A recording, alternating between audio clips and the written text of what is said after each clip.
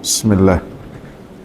إن الحمد لله نحمده ونستعينه ونستغفره ونعوذ بالله من شرور أنفسنا وسيئات أعمالنا من يهده الله فلا مضل له ومن يضلل فلا هادي له.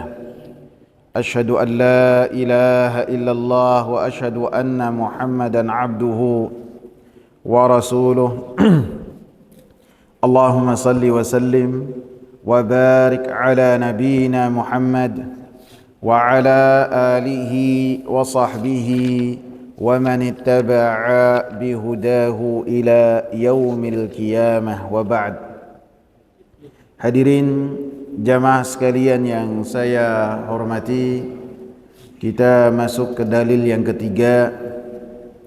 Wa an Umar ibn al-Khattab anna Rasulullah sallallahu alaihi wasallam qala, dari Umar ibn al-Khattab bahwasanya Rasulullah sallallahu alaihi wasallam berkata, لا تطروني كما أطرت النصارى ابن مريم إنما أنا عبد الله فقولوا عبد الله ورسوله. Rasulullah sallallahu alaihi wasallam berkata, janganlah kalian berlebih-lebihan dalam memujiku sebagaimana berlebih-lebihannya orang-orang Nasara dalam memuji Ibnu Maryam. Innama ana abdul, sesungguhnya saya ini hamba. Faqulu abdullahi wa rasuluh, maka katakanlah bahwasanya saya adalah hamba Allah dan Rasulnya, utusannya. Dikeluarkan oleh Al-Imam Al-Bukhari dan dikeluarkan oleh Imam Muslim dan Al-Imam Ahmad. Jamaah sekalian yang saya muliakan, hadis ini bersumber dari Umar ibn al-Khattab. Beliau bernama Umar ibn al-Khattab ibn Amr ibn Nufail al-Adawi al-Qurashi, orang Quraisy dan dari Bani Adi, dan beliau adalah manusia terbaik kedua dalam umat ini setelah Abu Bakar, dan beliau pun dilahirkan 13 tahun setelah tahun gajah, karena orang-orang Arab itu tidak memiliki kalender, tidak memiliki penanggalan pada zaman jahiliyah. Penanggalan mereka hanyalah berkaitan dengan peristiwa-peristiwa besar. Nabi lahir pada tahun gajah. Abu Bakar lahir 2 tahun setelah tahun gajah.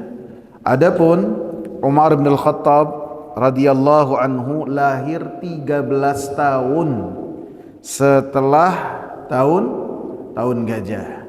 Jadi ketika Nabi sallallahu alaihi wasallam berusia 40 tahun, diangkat menjadi nabi dan diangkat menjadi rasul, maka usia Umar bin Al-Khattab pada saat itu adalah 27 tahun. Dan beliau memeluk Islam pada tahun ke-6 kenabian. Jadi usia beliau pada saat itu 33 tahun. Dan beliau ini termasuk orang yang sangat keras. Beliau mengatakan, kuntu min asyaddin nasi ala Muhammad, saya termasuk orang yang sangat keras sekali kepada dakwahnya Nabi Muhammad dan pengikut-pengikutnya. Jadi orang yang sangat keras. Akan tetapi Rasulullah sallallahu alaihi wasallam berdoa kepada Allah Subhanahu wa taala, Allahumma a'izzal islama bi ahabbir rajulaini ilaika, Umar ibn al-Khattab wa Amr ibn Hisham. Ya Allah, Muliakanlah agama Islam ini dengan salah satu di antara dua orang yang paling engkau cintai, yaitu Umar bin Khattab dan Amr ibn Hisham. Amr ibn Hisham ini yang lebih dikenal dengan Abu Jahal. Jadi emang dua-duanya sangatlah keras kepada Rasulullah sallallahu alaihi wasallam, akan tetapi Rasulullah sallallahu alaihi wasallam meminta kepada Allah supaya memilih di antara keduanya.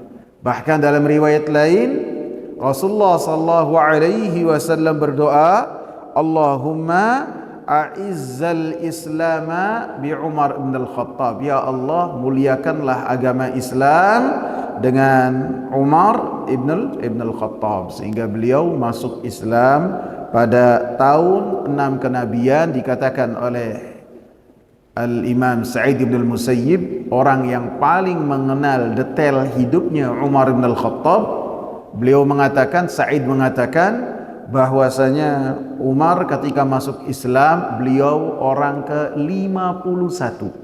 Pada saat itu ada 40 sahabat dari kalangan pria dan 10 dari kalangan perempuan. Jadi Umar orang ke-51. Jadi bukan termasuk dari as-sabiqin al-awwalin, bukan. Akan tetapi Allah Subhanahu wa taala berikan keutamaan yang sangat banyak, sehingga keutamaan tersebut di antaranya Allah Subhanahu wa taala melalui lisan Rasulnya menjadikan Umar bin Khattab sebagai Faruq yang membedakan antara hak dan kebatilan, sehingga dari lisan-lisan beliau banyak sekali yang berkesesuaian dengan Al-Quranul Karim, dengan wahyu. Bagaimana ketika orang bingung mau sholat di mana nih, ketika membebaskan kota Mekah, menaklukkan Ka'bah, mau sholatnya di mana? Kan persegi 4, mau sholatnya di mana? Maka Umar bin Khattab mengatakan, ya Rasulullah, sholatnya di makam Ibrahim. Pada saat itu makam Ibrahim masih menempel dengan Ka'bah. Maka pada saat itulah turun wattakhidhu mim maqami Ibrahim musalla. Jadikanlah makam Ibrahim itu sebagai tempat sholat. Dan banyak lebih dari 11 kisah yang menunjukkan bahwasanya pendapat beliau sesuai dengan apa yang telah diturunkan oleh Allah Subhanahu wa ta'ala. Kemudian beliau pun menjadi khalifah setelah Abu Bakar wafat, dan beliau menjabat khalifah kemudian wafat pada tahun 23 Hijriyah pada tanggal 26 Dzulhijjah di tangannya Abu Lu'lu' Al-Majusi. Dan yang salah satu uniknya adalah Umar bin Khattab ini berdoa kepada Allah Subhanahu wa taala bahwasanya supaya beliau ini, Allahumma inni as'aluka syahadatan fi sabilik wa mauta fi madinati rasulik. Ya Allah, saya meminta kepadamu supaya mati syahid. Satu. Ya Allah, saya meminta ketika mati syahid ini matinya di kota nabimu, yaitu kota Madinah.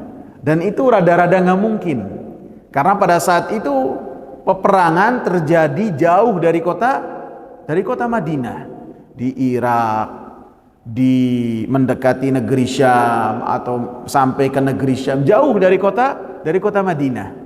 Akan tapi beliau berdoa kepada Allah Subhanahu wa taala dengan doa tersebut, dan Allah Subhanahu wa taala kabulkan dengan bagaimana ketika beliau salat subuh ditikam dengan 2 kali tikaman oleh Abu Lu'lu' Al-Majusi, orang Persia yang dendam karena api Majusi termasuk padam di tangannya dan di zamannya Khalifah Umar ibn al-Khattab.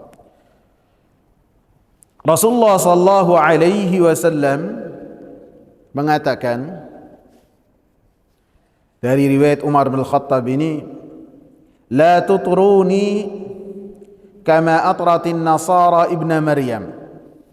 Jangan kalian melakukan itra kepada Nabi sallallahu alaihi wasallam Melakukan itra artinya berlebih-lebihan ketika memuji, bahkan melampaui batas ketika memuji. Maka ini adalah sesuatu yang dilarang. Ketika seseorang memuji, maka janganlah memujinya melampaui batas. Memuji secukupnya.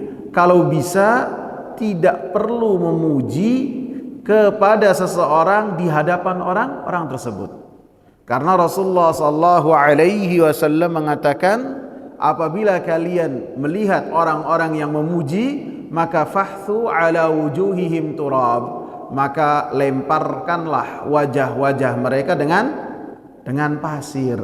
Ini menunjukkan supaya kita hati-hati dan tidak mudah untuk memuji seseorang di hadapan orang lain. Lebih-lebih ketika memujinya itu berlebihan. Memuji biasa-biasa saja, maka ini dilarang oleh Nabi sallallahu alaihi wasallam. Dilarang oleh Allah Subhanahu wa taala. Fala tuzakku anfusakum. Janganlah kalian mensucikan diri kalian dengan menganggap diri kalian suci. Tidak boleh. Kita harus memiliki sifat rendah hati. Kita harus merasa bahwasanya amalan yang kita lakukan belum tentu diterima oleh Allah Subhanahu wa taala. Apabila seorang Abdullah bin Umar mengatakan, la in yataqabbalullahu minni sajdatan wahidatan khairun minad dunya wa ma fiha.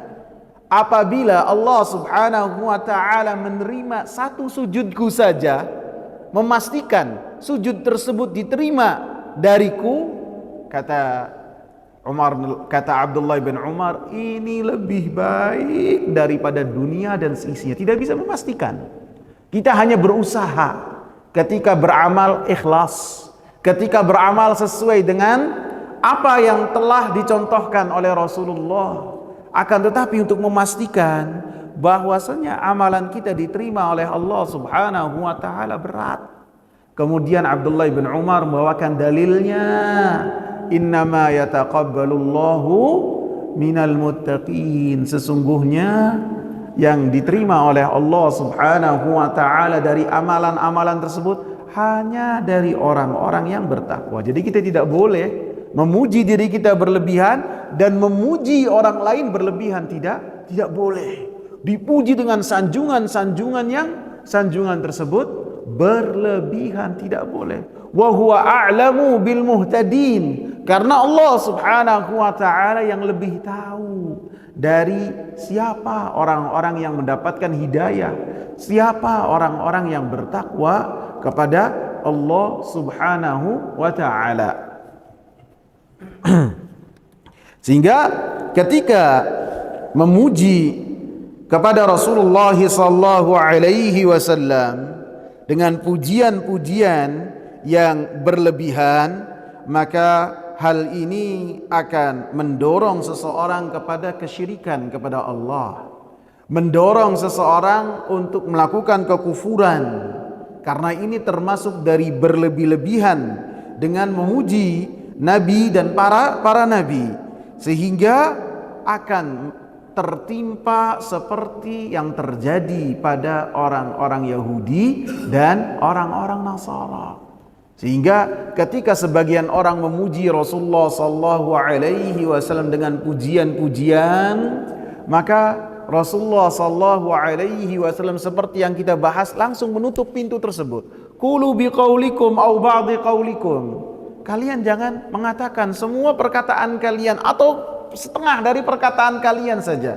La yastahwiyannakumus syaitan. Jangan sampai syaitan menyeret kalian sedikit demi sedikit kemudian melakukan kesyirikan kepada Allah Subhanahu wa taala.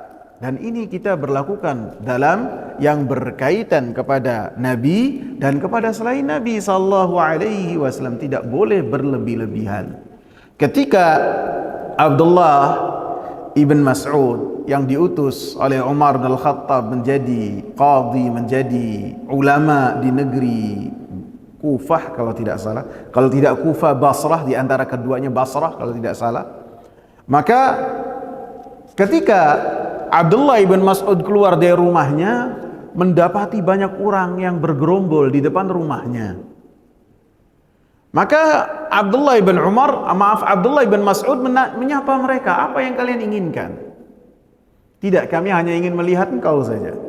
Kemudian ketika Abdullah ibn Mas'ud berjalan ke satu tujuan, orang-orang ini mengikuti terhadap apa yang dilakukan oleh Abdullah ibn Mas'ud, ada di belakangnya. Maka Abdullah mengatakan, alakum hajah, apakah kalian punya keperluan? Maka mereka mengatakan, tidak, kami hanya mengikuti engkau saja. Maka kata Abdullah bin Mas'ud, insarifu anni, kalian pergilah. Fa inna hadza dhillatun littabi wa fitnatan lil matbu'. Wa fitnatun lil matbu'. Karena apa yang kalian lakukan ini kehinaan buat orang-orang yang mengikuti. Kehinaan. Kalian mengikuti seseorang tanpa ada keperluan. Berlebih-lebihan ketika orang alim kemana diikuti secara berombongan. Ketika kalian melakukan hal tersebut, maka ini adalah kehinaan buat kalian. Wa fitnatun lil matbu', dan ujian yang sangat berat sekali buat yang diikuti. Maka oleh Abdullah bin Mas'ud mengatakan, insarifu, bubarlah kalian, pergi kalian. Jadi hal seperti ini akan menyeret seseorang kepada perbuatan yang berlebih-lebihan, sehingga dalam memuji, dalam kita menyanjung seseorang, janganlah melampaui batas. Sehingga ketika memuji seseorang, bisa jadi ini orang adalah orang ikhlas, kita iringi wallahu hasibuhu, Allah yang lebih tahu. Fala nuzakki 'alallahi ahada, kita tidak memberikan pujian atas Allah Subhanahu wa taala siapapun juga. Kemudian Rasulullah katakan, la tutruni kama atratin nasara Isa ibn Maryam.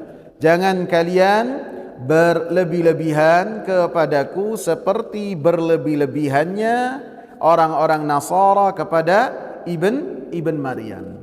Orang-orang Nasara adalah pengikutnya Isa alaihi salam. Mereka dinamakan sebagai orang-orang Nasara karena dinisbatkan ke satu negeri yang namanya Nasirah di kota Palestina, di kota Palestina. Kalau Arabnya disebutnya Filistin, kalau bahasa Indonesianya Palestina. Jadi disebut Nasara karena dinisbatkan ke satu daerah yang namanya Nasirah. Ataupun mereka dinamakan sebagai Nasara karena pengikut-pengikut setia dari Nabi Isa alaihi salam berkata kepada perkataan mereka diabadikan oleh Allah Subhanahu wa taala dengan dalam surat Ali Imran ayat 52 dan ayat-ayat yang lainnya, qala al-hawariyuna nahnu ansarullah, berkata pengikut-pengikut setia Nabi Isa alaihi salam, kami adalah penolong-penolong agama Allah. Jadi dinamakan sebagai Nasara karena dua hal ini. Sehingga kita memberikan nama kepada mereka sesuai dengan nama yang telah Al-Quran namakan kepada mereka. Allah katakan waqalatil yahudu wan nasara. Kita katakan bahwasanya mereka adalah Nasara. Sebagaimana orang-orang Yahudi pun mereka adalah orang-orang ahli kitab. Yahudi dinamakan sebagai Yahudi karena mereka dinisbatkan kepada Yahuda ibn Ya'qub. Yahuda ibn Ya'qub, salah seorang putra dari 12 putranya Ya'qub. Sehingga orang-orang Yahudi dinisbatkan kepada Yahuda ini. Walaupun mereka itu tidak semuanya adalah keturunan dari Yahuda, dan dinamakan juga sebagai Yahudi karena dalam surat Al-A'raf mereka berkata kepada Nabi Musa alaihi salam, inna hudna ilaik, sesungguhnya kami kembali kepada Allah Subhanahu wa taala, sehingga mereka dinamakan dengan Yahudi ataupun orang-orang Yahud. Orang-orang Yahud dan pemberian nama untuk Yahudi ini telah tercantum dalam Al-Quran, karena dalam Al-Quran banyak sekali Allah katakan wa qalatil yahudu laysatin nasara ala syai'. Orang-orang Yahudi berkata orang-orang Nasara itu tidak memiliki apapun juga. Wa qalatin nasara laysatil yahudu ala syai'. Berkata orang-orang Nasara bahwasanya orang-orang Yahudi tidak memiliki apapun juga, tidak memiliki landasan. Dalam ayat lain Allah katakan wa qalatil yahudu wan nasara nahnu abna'ullahi wa ahibba'uh. Orang-orang Yahudi, orang-orang Nasara, mereka berkata bahwasanya kami ini adalah abna'ullahi wa ahibba'uh, manusia-manusia pilihan dan bangsa-bangsa pilihan yang dicintai oleh Allah Subhanahu wa taala. Allah katakan kul falima yu'adzibukum bidzunubikum, apabila kalian adalah bangsa-bangsa pilihan yang memiliki kedudukan di sisi Allah Subhanahu wa taala, kenapa kalian disiksa? Kenapa kalian diazab dengan dosa-dosa yang telah kalian lakukan? Alhasil Allah menamakan mereka dengan Yahudi, dan mereka menamakan orang-orang Nasara dalam Al-Quran pengikut Isa alaihi salam, dan menamakan Yahudi dan orang-orang Yahud kepada pengikut Nabi Isa alaihi salam. Walaupun orang-orang Yahudi ini menamakan diri mereka dengan apa? Dengan Israel, menamakan dirinya dengan Israel. Dan Israel ini adalah nama dan julukan untuk Ya'qub alaihi salam. Nabi Ya'qub alaihi salam dinamakan juga oleh Allah Subhanahu wa taala sebagai Israel. Israel ini kalau tidak salah artinya hamba Allah. Kalau tidak Abdullah, nah artinya Abdurrahman, karena il itu artinya dalam bahasa Ibrani artinya Allah. Sehingga orang-orang Yahudi menamakan diri mereka adalah Israel. Mereka menisbatkan diri mereka kepada Nabi Ya'qub alaihi salam. Karena dalam Al-Quran kosakata Yahudi senantiasa Allah Subhanahu wa taala iringkan dengan laknat, dengan murka, karena kekufuran mereka, karena ngeyelnya mereka, dan karena mereka senantiasa menyelisihi perintah-perintah Allah dan perintah-perintah nabi mereka, siapapun nabinya. Mau Nabi Syam'un, mau Nabi Musa, mau Nabi siapa saja, ketika ada perintah dari Allah Subhanahu wa taala, maka perintahnya senantiasa mereka langgar, dan senantiasa mereka menghadapi perintah-perintah tersebut dengan kekonyolan mereka. Sehingga ketika disebutkan Yahudi, identik bahwasanya mereka senantiasa mendapatkan murka dari Allah Subhanahu wa taala. Sehingga mereka sangatlah bergembira sekali apabila disebut dengan orang Israel. Mereka itu adalah Israel. Walaupun lebih tepatnya kita mengatakan bahwasanya mereka itu adalah Bani Israel. Kalau dikatakan sebagai Bani Israel, maka ini bisa karena mereka itu termasuk dari keturunannya Ya'qub alaihi salam. Walaupun ada orang-orang Yahudi yang mereka bukan keturunan dari Ya'qub alaihi salam. Alhasil orang-orang ahlul kitab, orang-orang Yahudi dan orang-orang Nasara memiliki penamaan khusus dari Allah Subhanahu wa taala. Kita tidak dianjurkan untuk membelokkan nama-nama mereka, apalagi nama-namanya sesuai dengan keinginan mereka. Kama atratin nasara, Rasulullah sallallahu alaihi wasallam katakan, janganlah kalian berlebih-lebihan kepada saya sebagaimana berlebih-lebihannya orang-orang Nasara kepada Ibnu Maryam. Ibnu Maryam tentu kita mengetahui maksudnya adalah Isa alaihi salam. Dikatakan sebagai Ibnu Maryam karena beliau itu ada di muka bumi tanpa seorang ayah, hanya memiliki ibu saja.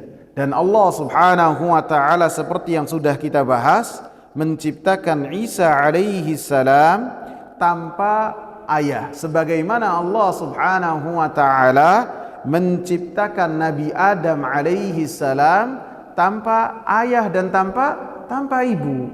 Sehingga Allah Subhanahu wa taala katakan, "Inna mathala Isa 'indallahi kamathali Adam, khalaqahu min turab." Sesungguhnya permisalan Isa alaihi salam di sisi Allah Subhanahu wa taala seperti Adam. Bahkan Adam alaihi salam lebih menakjubkan. Adam alaihi salam diciptakan oleh Allah Subhanahu wa taala dengan tangannya. Langsung Allah Subhanahu wa taala yang menciptakannya. Dan kemudian Allah Subhanahu wa taala ciptakan tanpa ayah dan tanpa ibu.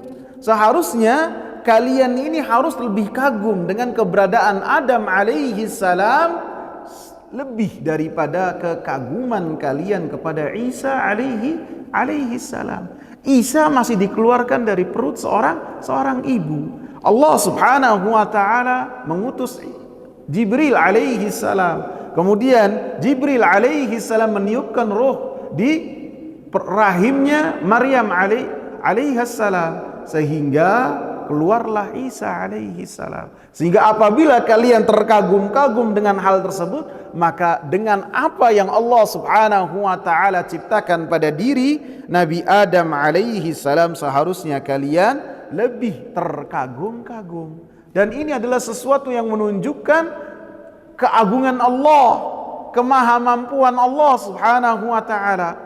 Allah Subhanahu wa taala menciptakan Adam alaihi salam tanpa seorang ayah dan ibu. Allah Subhanahu wa taala menciptakan Hawa tanpa seorang ibu. Dan Allah Subhanahu wa taala menciptakan Isa alaihi salam tanpa seorang ayah.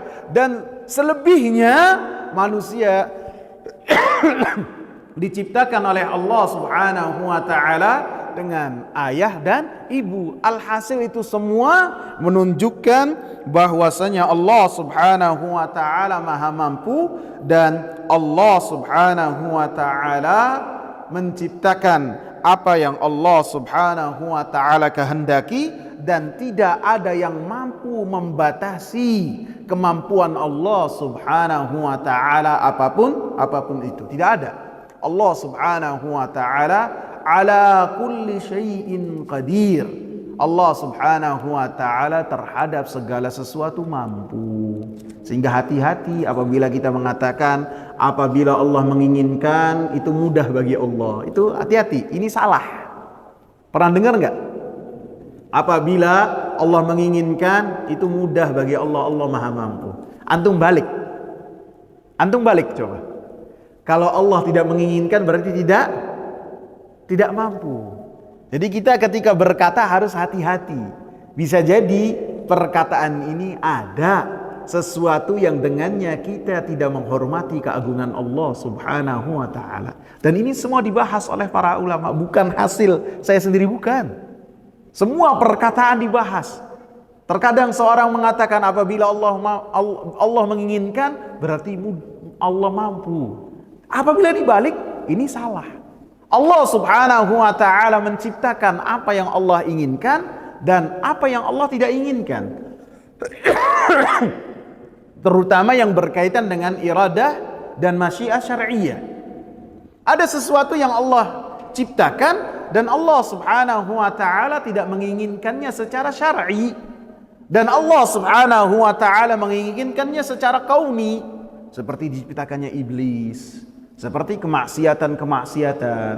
Maka di dalamnya tidak ada keinginan Allah secara syar'i, akan tapi ada keinginan Allah Subhanahu wa taala secara kauni.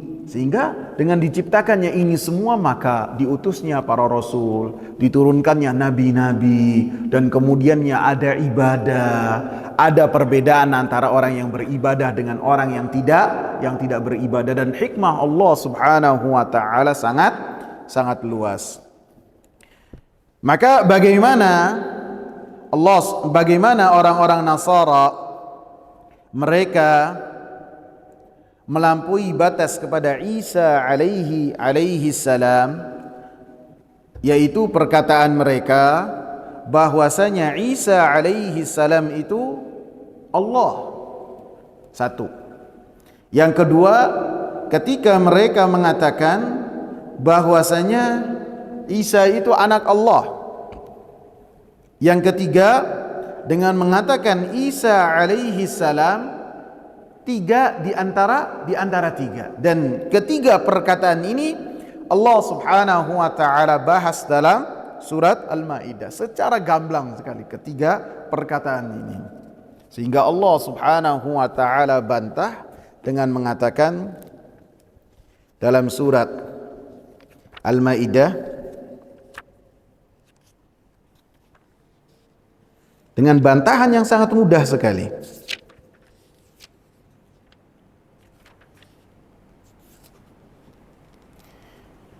Kana ya'kulani ta'am, dalam surat Al-Maidah ayat 75. Dalam ayat 72 dibahas bahwasanya orang-orang Nasara mengatakan bahwasanya Allah itu Al-Masih. Ayat 73 mengatakan bahwasanya Isa itu tiga di antara tiga. Kemudian Allah Subhanahu wa taala katakan, Mal Masih ibnu Maryam illa rasul. Tidaklah Al-Masih ibnu Maryam kecuali seorang rasul. Qad khalat min qablihi rusul, telah berlalu sebelumnya rasul-rasul. Wa ummuhu siddiqah, dan ibunya Maryam adalah siddiqah. Allah katakan, kana ya'kulani ta'am, keduanya kalian anggap Tuhan, sedangkan keduanya itu makan. Bantahannya sangat gampang sekali. Keduanya ini makan dan minum. Antum bisa sampai enggak? Allah hanya mengatakan mereka itu makan. Apabila makan, mereka bukan Rabb. Sebagian ulama menjelaskan, apakah kalian ini menyembah sesuatu yang makan, dan sesuatu yang makan itu tidak akan lama kecuali akan buang hajat? Apakah kalian menyembah sesuatu yang buang hajat? Sehingga dengan kana ya'kulani ta'am membantah ketuhanan yang disebutkan bahwasanya mereka itu ibnullah, mereka ini adalah Allah, dan thalithu thalatsa, dibantah dengan bantahan yang sangat singkat sekali. Kemudian disebutkan bahwasanya kekufuran yang dilakukan oleh orang-orang Nasara disebutkan oleh Al-Imam Ibn Katsir rahimahullah dalam tafsir surat An-Nisa ayat 171, ya ahlal kitab la taghlu fi dinikum. Begitu juga disebutkan dalam Al-Bidayah wan Nihayah tentang apa yang terjadi sama orang-orang Nasara. Maka itu semua terjadi 200 tahun setelah diangkatnya Isa alaihi salam.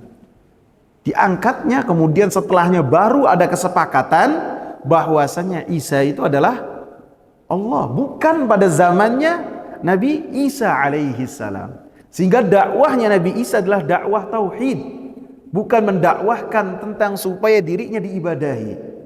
Akan tetapi yang menjadikan sebagian dari mereka mengatakan dengan perkataan-perkataan sesat tersebut, tentu mereka telah melakukan ghulu, berlebih-lebihan dalam memuji Isa alaihi salam, dengan mengatakan bahwasanya mereka tidak mencukupkan diri dengan mengatakan Isa ini adalah hamba Allah dan Rasulnya, tidak cukup, akan tetapi memberikan tambahan-tambahan dalam rangka memujinya dengan menambahkan apa?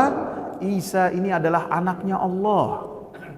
Isa datang untuk menyelamatkan manusia dari dosa-dosa yang telah mereka lakukan, sehingga dibunuh, disalib dalam rangka supaya manusia bebas dari kesalahan-kesalahan mereka. setelah dibunuh dan disalib kemudian terangkat ke langit. Ini keyakinan-keyakinan yang mereka yakini sampai sekarang pun ada.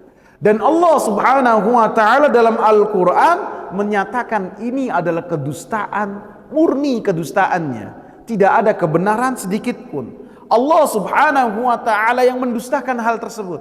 Allah Subhanahu wa taala yang membantahnya secara langsung, wa ma qataluhu wa ma salabuhu walakin syubbiha lahum. Mereka tidak membunuhnya, tidak membunuh Isa. Mereka tidak menyalibnya. Akan tetapi Allah Subhanahu wa taala berikan kepada seseorang keserupaan seperti Nabi Isa alaihi salam, sehingga orang yang diserupakan seperti Nabi Isa alaihi salam ini dibunuh dan disalib. Karena orang inilah yang telah menunjukkan kepada penguasa dan kepada orang-orang yang memburu di mana tempatnya Isa alaihi salam dan bagaimana rupa alaihi salam, rupa Isa alaihi salam. Karena Isa alaihi salam rupanya tidak diketahui. Orang-orang mendengar tentang Isa, penguasa mendengar tentang Isa, akan tetapi Isa alaihi salam senantiasa berpindah-pindah tempat mendakwahkan manusia supaya mereka bertauhid kepada Allah. Sehingga ketika ada salah seorang berkhianat dan mengabarkan tentang rupa Isa dan di mana Isa alaihi salam bersembunyi pada saat itu, maka mereka pun datang ke tempat ini, kemudian orang ini diserupakan oleh Allah Subhanahu wa taala sebagai Isa alaihi salam. Adapun Isa alaihi salam diangkat oleh Allah Subhanahu wa taala ke langit dan telah bertemu dengan Rasulullah sallallahu alaihi wasallam secara langsung di langit dalam keadaan masih hidup. Sehingga termasuk sahabat Nabi yang masih hidup dan nanti akan diturunkan oleh Allah Subhanahu wa taala sebagai pengikut Nabi Muhammad sallallahu alaihi wasallam adalah Nabi Isa alaihi salam. Karena definisi sahabat itu apa? Orang yang bertemu dengan Nabi, masih hidup, beriman dengan Nabi sallallahu alaihi wasallam dan mati di atas keimanannya, termasuk Isa alaihi salam. Sehingga alhasil Allah Subhanahu wa taala katakan bahwasanya orang-orang yang mengeksekusi Isa alaihi salam dan menyalibnya pun mereka tidak meyakini bahwasanya yang dieksekusi adalah Isa alaihi salam. Dan Allah yang mengatakan, wa innal ladzina ikhtalafu fihi la fi syakkim minhu ma lahum bihi min ilmin. Sesungguhnya orang-orang yang mereka berbeda pendapat di dalam keraguan dari Isa alaihi salam dan mereka tidak memiliki ilmu sedikit pun yang berkaitan dengan Isa alaihi salam. Dan ini seperti yang saya sebutkan termasuk hulu yang dilakukan oleh orang-orang Nasara yang mereka mengatakan bahwasanya Isa datang untuk menyelamatkan dosa-dosa dan menyelamatkan manusia.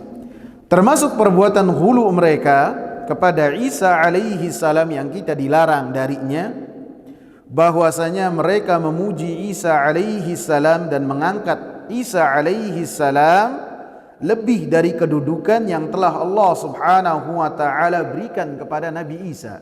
Nabi Isa adalah hamba Allah. Nabi Isa adalah Rasulullah. Dalam surat Maryam ayat 30 Allah Subhanahu wa taala sebutkan seorang bayi merah yang dibawa oleh Maryam binti Imran ketika dituduh dengan tuduhan macam-macam oleh orang-orang Yahudi dengan mengatakan, kenapa engkau melakukan perbuatan zina sedangkan engkau adalah orang baik dari keturunan orang baik. Maka Maryam menunjukkan jarinya kepada anak kecil yang digendongnya yang masih merah. Maka mereka pun mengatakan, kaifa nukallimu man kana fil mahdi sabiyya. Bagaimana kami berbicara dengan bayi yang masih merah yang digendong oleh kamu? Maka pada saat itulah bayi tersebut mengatakan, inni Abdullah, Saya ini adalah hamba Allah. Ataniyal kitaba wa ja'alani nabiyya. Allah Subhanahu wa taala memberikanku Alkitab dan menjadikanku seorang nabi. Wa ja'alani mubarakan aina ma kuntu, dan menjadikanku penuh berkah, penuh kebaikan, mengingatkan manusia supaya bertauhid kepada Allah aina ma kuntu, dimanapun saya berada. Wa awsani bis salati waz zakati ma dumtu hayya, dan Allah Subhanahu wa taala memerintahkanku supaya manusia menegakkan salat, menunaikan zakat selama saya masih hidup.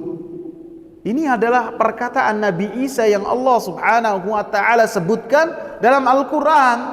Akan tetapi orang-orang Nasara mengatakan mereka dengan meyakini bahwasanya Isa alaihi salam disembah. Isa alaihi salam mereka yakini menjadi seorang Rabb yang mengatur alam semesta ini, sehingga mereka menempatkan Nabi Isa alaihi salam di tempat yang tidak pernah diberikan oleh Allah Subhanahu wa taala. Sehingga pada hari kiamat pun Allah Subhanahu wa taala menceritakan bahwasanya Nabi Isa alaihi salam berlepas diri dari orang-orang yang menyembah Isa alaihi salam. Karena Al-Quran ini mengabarkan apa yang akan terjadi pada saat dikumpulkan manusia, apa yang akan terjadi ketika manusia dikumpulkan dengan nabi-nabinya, apa yang akan terjadi. Al-Quran mengabarkan, Rasulullah sallallahu alaihi wasallam mengabarkannya. Allah Subhanahu wa taala sebutkan dalam surat Al-Maidah ayat 116. Wa idh qala Allah ya Isa ibn Maryam a anta qulta lin-nas ittakhidhuni wa ummi ilahaini min dunillah qala subhanaka ma yakunu li an aqula ma laysa li bihaq. Dan ingatlah ketika Allah Subhanahu wa taala berkata pada hari kiamat kelak, wahai Isa bin Maryam, apakah engkau berkata kepada manusia, wahai manusia, jadikanlah aku dan jadikanlah ibuku sebagai Tuhan, dua Tuhan selain Allah Subhanahu wa taala. Ini Allah Subhanahu wa taala katakan untuk sebagai satu celaan buat orang-orang yang mereka beribadah kepada Isa alaihi salam dan kepada Maryam ibunya Isa alaihi salam. Karena Allah Maha tahu apa yang terjadi dan apa yang akan terjadi, Allah Subhanahu wa taala mengetahuinya. Akan tapi ketika hal ini disebutkan supaya orang-orang yang menjadikan Isa alaihi salam sebagai sesembahan mereka, maka mereka pun tersiksa batinnya sebelum fisik mereka pun tersiksa dipanggang di dalam api neraka. Karena siksaan di dalam api neraka dan siksaan di akhirat bukan hanya berkaitan dengan siksa fisik saja, siksa batin juga disiksa. Sehingga kalau di dunia ketika seseorang itu mendapatkan cobaan, akan tapi cobaannya itu menimpa seluruh manusia akan menjadi lebih ringan. Akan tapi di akhirat tidak menjadi lebih ringan, sama saja. Hal tersebut dihilangkan dari hati-hati manusia. Sebagaimana satu orang dengan orang yang lain saling mencela, saling berlepas diri. Lebih-lebih syaitan iblis akan memberikan orasi kepada pengikut-pengikut setianya bahwasanya dia berlepas diri dari apa yang mereka lakukan. Berlepas diri, sehingga apa yang dilakukan oleh iblis dan pengikut-pengikutnya saling berlepas diri, ini adalah siksaan batin buat mereka sebelum fisik mereka diazab oleh Allah Subhanahu wa taala. Qala subhanak, maha suci engkau ya Allah, ma yakunu li an aqula ma laisa li bihaq, tidak layak bagi aku, tidak pantas bagi aku untuk mengatakan sesuatu yang tidak hak, tidak benar. Karena ibadah itu haknya Allah Subhanahu wa taala. bukan hak selain Allah subhanahu wa ta'ala. Sehingga Isa alaihi salam mengatakan tidak pantas untukku untuk mengatakan hal tersebut kepada manusia. In kuntu qultuhu faqad alimtahu. Apabila saya mengatakannya, pastilah engkau mengetahuinya ya Allah.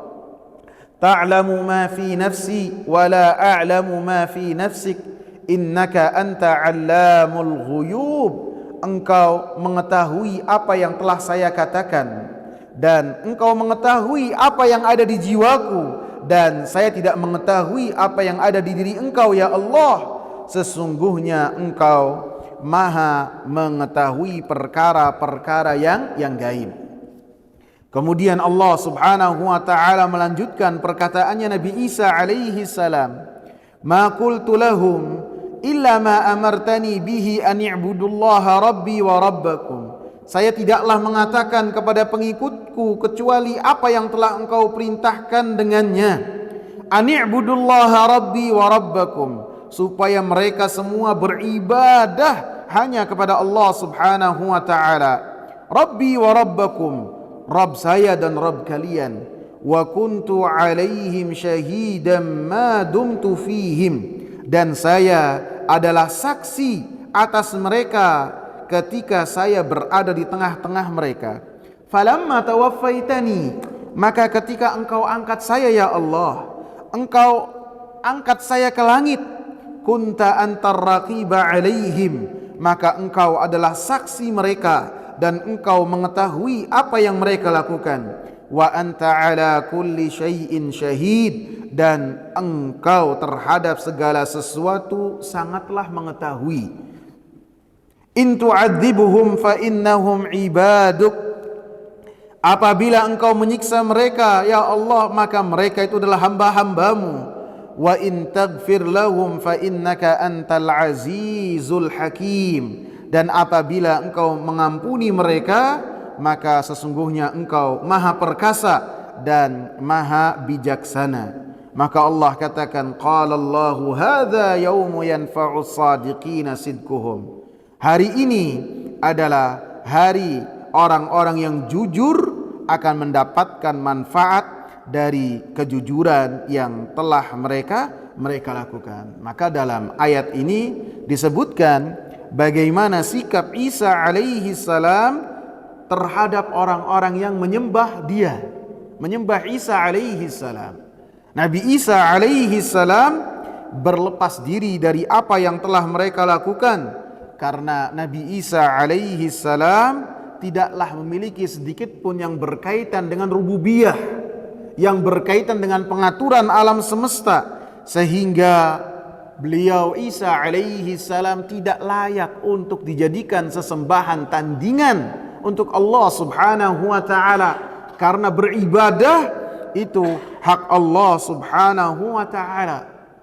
Selain dari Allah subhanahu wa ta'ala tidak layak untuk diibadahi, tidak berhak untuk diibadahi siapapun itu, baik Nabi Isa alaihi salam ataupun Nabi Muhammad sallallahu alaihi wasallam ataupun seluruh rasul tidak layak untuk mendapatkan sedikit pun dari ibadah manusia, lebih-lebih para orang-orang saleh dan orang-orang yang dianggap sebagai wali-wali. Maka ketika dijadikan sesembahan dan tandingan untuk Allah, tidak berhak lagi. Karena Nabi Isa, Nabi Muhammad dan para rasul tidak berhak mendapatkan ibadah dari manusia. Maka dari potongan hadis yang singkat ini disebutkan bahwasanya berlebih-lebihan kepada orang saleh menyebabkan seseorang masuk ke dalam kekufuran, dan mau tidak mau akan meninggalkan agama tauhid yang telah Rasulullah sallallahu alaihi wasallam bawa. Dan di dalam hadis ini juga, potongan hadis ini juga disebutkan bahwasanya Nabi sallallahu alaihi wasallam memiliki kasih sayang yang luar biasa, karena Nabi sallallahu alaihi wasallam disifati oleh Allah subhanahu wa ta'ala sebagai Rauf, sebagai orang yang memiliki kasih sayang. Laqad ja'akum rasulun min anfusikum azizun 'alaihi ma 'anittum harisun 'alaikum bil mu'minina raufur rahim. Telah datang kepada kalian seorang rasul dari diri kalian. Rasulnya itu bukanlah malaikat dan juga bukan jin, akan tapi manusia seperti kalian, dan kalian mengenalnya. Azizun 'alaihi ma 'anittum, akan merasa berat untuk Rasulullah apa yang memberatkan kalian. Ini sifat-sifatnya. Harisun 'alaikum, dan sangat bersemangat sekali untuk kalian. Dimanapun Nabi itu berada, berusaha untuk memberikan kebaikan kepada orang-orang di sekitarnya, supaya mereka semua mengenal Allah Subhanahu wa ta'ala. Bil mu'minina raufur rahim, dan terhadap orang-orang yang beriman Nabi Muhammad sallallahu alaihi wasallam sangatlah penyantun, sangatlah memiliki kasih sayang yang luar biasa. Nabi mengetahui dari wahyu bahwasanya sebagian pengikut Nabi Isa alaihi salam mendapatkan laknat, mendapatkan murka dari Allah Subhanahu wa ta'ala karena sifat berlebih-lebihan mereka dalam memuji Nabi mereka. Sehingga rahmat dan kasih sayang yang ada pada diri Nabi sallallahu alaihi wasallam menjadikan beliau menjelaskan kepada para sahabat, dilanjutkan sampai kepada kita, jangan sampai kita mendapatkan apa yang telah didapatkan oleh orang-orang Yahudi dan oleh orang-orang Nasara. Mereka mendapatkan murka,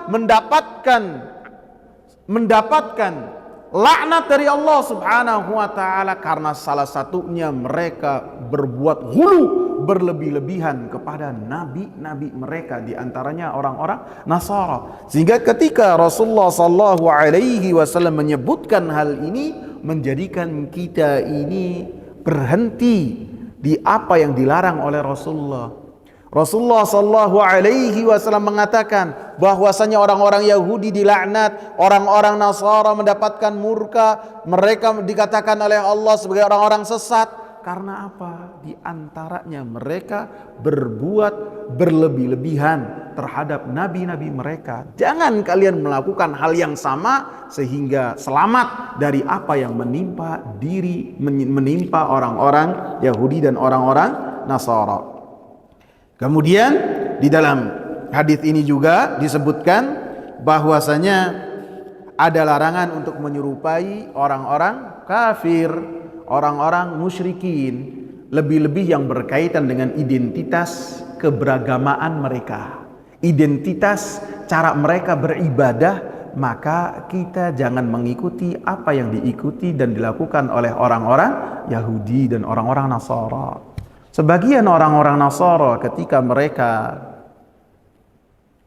mengatakan dan pasrah terhadap ketentuan Tuhan dengan mengatakannya apa, ketentuan Allah dengan mengatakan apa? Sungguh indah rencana Allah. Ini adalah apa? Ini adalah